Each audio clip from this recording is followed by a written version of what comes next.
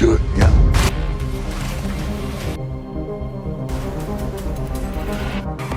Access. Go!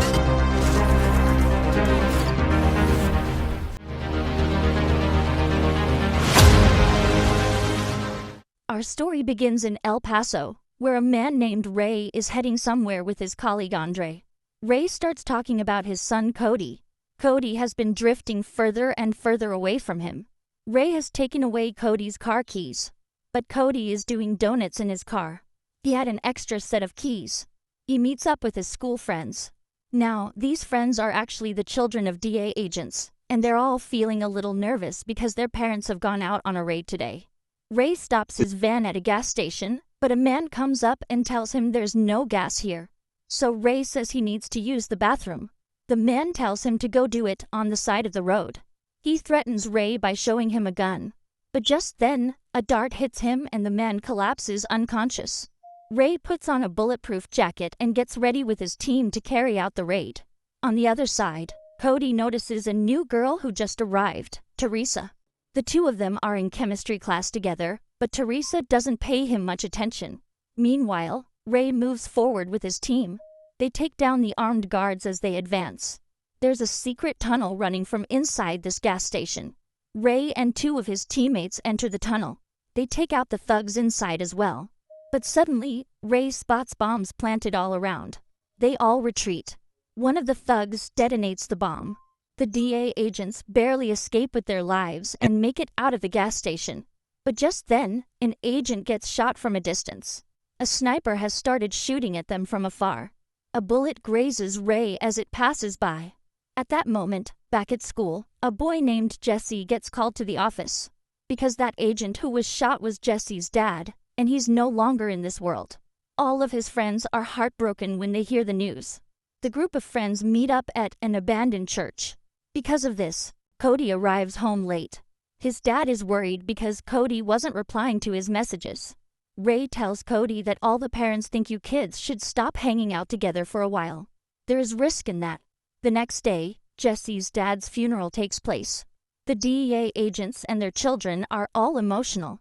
But meanwhile, over in Mexico, a woman named Natalia arrives to see her brother Benito. Benito is searching among his people late into the night for the rat who must have given the DEA information about their tunnel. He asks one of his men if he's the rat. He tells him to kill his own cousin, reminding him, "I gave you your first job." And this man has to kill his own cousin for Benito. Benito tells his sister, "The work you are doing there is vital. I can only trust you." After this, the next day during chemistry lab, Cody and Teresa become lab partners. But Teresa isn't really enjoying El Paso. Her whole life was in her previous city. So Cody and she start doing experiments together. At the same time, the rat on Benito's team is the same man who killed his cousin.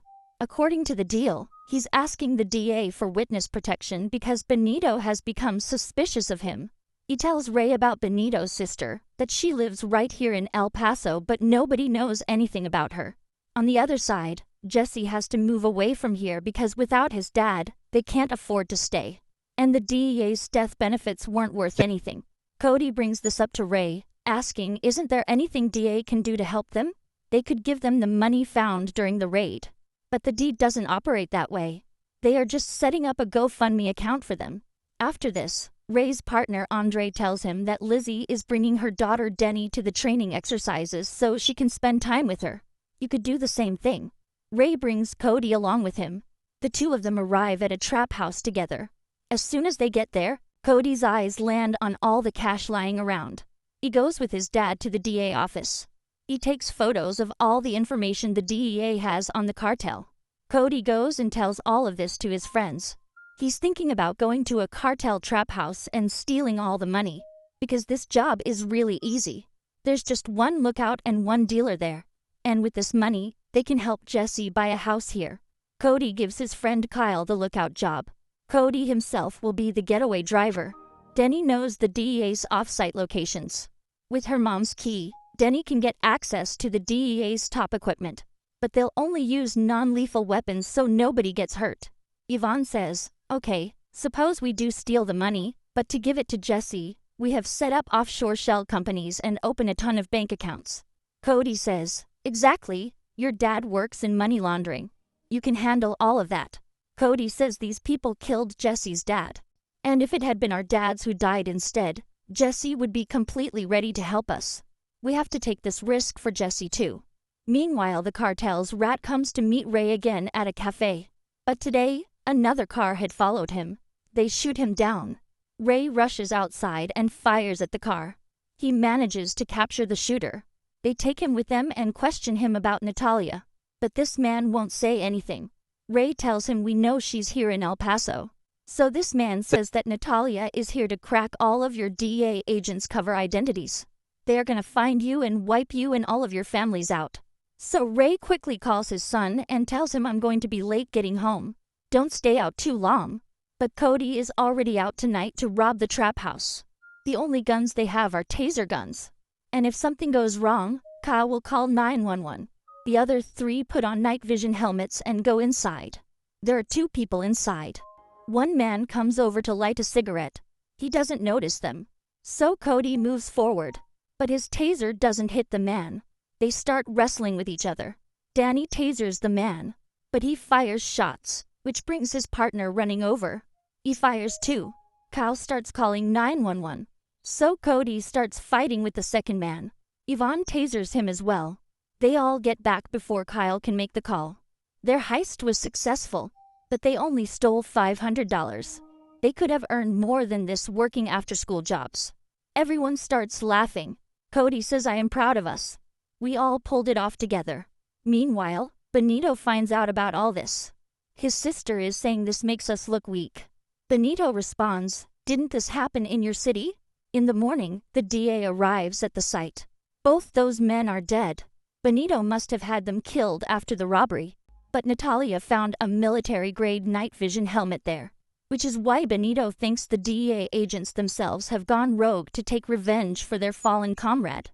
At the same time, Cody and Teresa start having lunch together. Teresa's mom keeps messaging her. Cody says my dad is the same way. He's in construction, and after my mom's death, keeping me alive is like another job for him. After which, Cody starts planning his next robbery. They video call Jesse. Jesse doesn't look happy at all. His mom is still job hunting. So Cody tells everyone his new plan. Now we're not hitting a trap house. Instead, we're going to rob the mule who collects cash from the dealers. And to avoid the mistakes from last time, they make a proper plan. This was an old man who followed the same route every day. So they kept watch on him. Behind this man, two guards follow in a sedan. They'll knock them down with non-lethal beanbag rounds. Kyle says I can handle this. I'm the best at Fortnite out of all of you. They go and plant a GPS in the old man's van. They'll do the robbery in a quiet neighborhood. And on the day of the robbery, to keep their location history clean, they'll leave their phones at school. First, they go and set off smoke near the cars. Cody and Danny attack the guards with shotguns. But Yvonne can't taser the old man. The old man grabs her. While fighting with him, Danny falls to the ground. He tasers both the old man and Yvonne. Cody puts Yvonne in the car. But one guard points his gun at them. But Kyle shoots him with his Fortnite skills. They take off with the van. The van has a ton of cash in it. But that old man is still chasing them. Kyle opens the van doors and starts firing beanbag shotgun rounds at his car. The old man crashes on the roadside. They take the van to Kyle's grandpa's old barn. They throw the cash in the air and start dancing underneath it. On the other side, that old man contacts the D. He knows that because he lost the shipment, Benito won't let him live. The old man tells Ray that the robbers were 2 women and 2 men. And they weren't from any other cartel either. They were very sloppy. So Ray asks the old man about Natalia, saying if you want witness protection, tell us. But he can't tell them about her. Meanwhile, Benito's anger is through the roof. He says they are making fun of us. This has to be the D. And now I want their families, their children, all of them dead. At school, Teresa is upset with Cody because he's been ignoring her. So Cody starts trying to make it up to her. He takes Teresa hiking with him. Here they start talking about Cody's mom. Cody misses her a lot. So he and Teresa kiss. They go back to Cody's house together. There, Teresa sees Cody's family photo. Meanwhile, Ray is watching the CCTV footage of the robbery. They can't figure out who's doing this. Andre says both places they got hit were places that we were up on. They removed our GPS tracker first. And beanbag shotguns are only used by law enforcement, nobody else. He's starting to suspect people in his own office. Just then, they get the location of Benito's new tunnel from wiretaps. The DA raids the place. But this whole thing was a trap set by Natalia. The DEA agents quickly put on their masks. But all of this is being recorded, which means Natalia and Benito have gotten their faces. So Ray comes home and tells Cody that I need to give you a curfew. From now on, be home before 9 o'clock. Cody says that if the cartel wants to kill me, they would have killed me already. Cody says I'm 18. You can't control me. Cody walks out of the house. He goes and sets that van on fire. Cody steals more sensitive information from Ray's laptop and his ID. Meanwhile, Ray finds out that a total of 300 grand has been collected in Jesse's GoFundMe. Jesse happily shares this news with his friends. But they don't tell Jesse that they were the ones who did this. And Cody has another plan ready. But the others say we already quit. To which Cody says no, we should do something for ourselves too. Cody wants to steal this money to do something for himself. He wants to get away from all of the DA stuff. Just then, Danny feels sick and starts throwing up. On the other side, Ray is watching the robbery video and sees one of the thieves falling. So Danny is taken to the hospital. Her mom comes to see her. Ray also comes and meets Cody. Cody tells him it's a delayed onset concussion. Danny fell down the stairs last week. Hearing this, Ray remembers the robber falling. He asks Cody again when Danny fell. Cody says I wasn't there but I think last week. After Danny regains consciousness, Cody meets her again and apologizes to her. But Danny says thank you for being here. I know you don't like hospitals.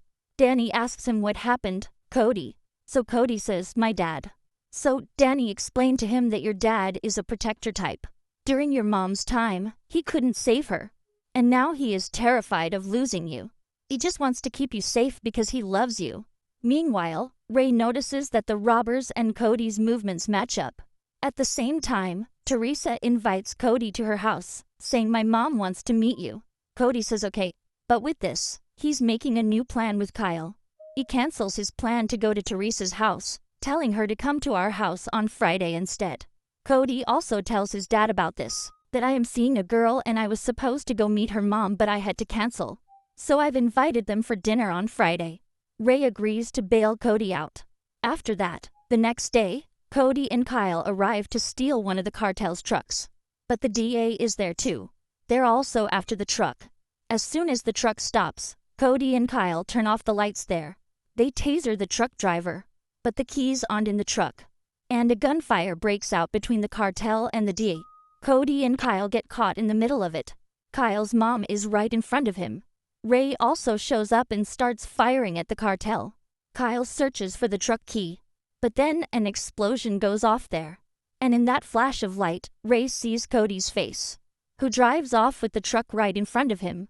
But Andre is in front of the truck. He can stop or chase them.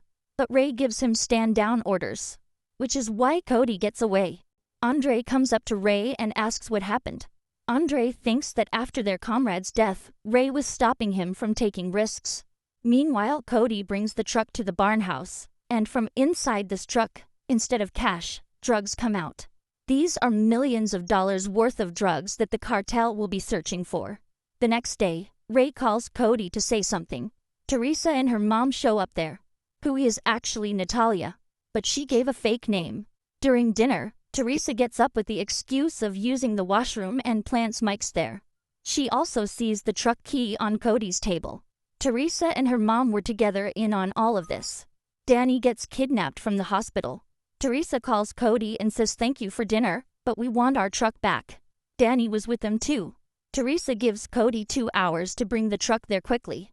Cody grabs some supplies and pushes his car out of the house so his father won't hear the noise. But right behind him, some armed men break into their house. Ray wakes up over there. And just then the shooters starts firing at him. Ray fights these shooters and takes them down. He sees that Cody wasn't there. Cody had left him a message saying I'm at the hospital with Danny. Cody himself took off with the truck toward the location Teresa gave him. Meanwhile, Ray finds out that neither Cody nor Danny are at the hospital. So Ray asks Andre to trace his location and says run ID checks on Teresa and her mom. Ray traces Cody's location and goes after him. Cody arrives at the location and says don't shoot, I have a bomb. Teresa knew that Cody could build a bomb. At the same time, the DA starts taking down the guards standing outside. Benito comes and says this isn't a bomb, to which Cody lights a fire to blow the bomb. But the fire doesn't even reach the bomb. The thugs pick up their guns and start coming toward him. But just then the DA bursts in. They start taking down the thugs. Ray is protecting Cody from the cartel's thugs. Teresa takes Danny into the tunnel and Danny's mom kills Benito. Cody also goes into the tunnel after Danny. Ray goes into the tunnel to save Cody. He's moving forward with his gun, but as soon as Teresa and Natalia come in front of him, Natalia gets shot, which Ray had fired from behind. Teresa leaves Danny right there and runs away. Ray grabs Cody and starts beating him. He won't listen to a word Cody says. Ray ties Cody's hands and says they kidnapped you and Danny from the hospital. They beat you and brought you here. Danny's mom and Andre arrive there. Cody tells them exactly what Ray told him to say. Ray hugs Cody. Later, he even takes Cody to wrestling practice, which means their relationship has improved. On the other side, Teresa takes Benito's place. She kills her own grandfather first, saying this is no way to live. Along with this, Jesse buys a house in El Paso. All the friends are happy, but Teresa is still watching them from behind. So with this, friends, this story ends right here. Let us know in the comments how you liked this explanation. And don't forget to like the video and subscribe to the channel.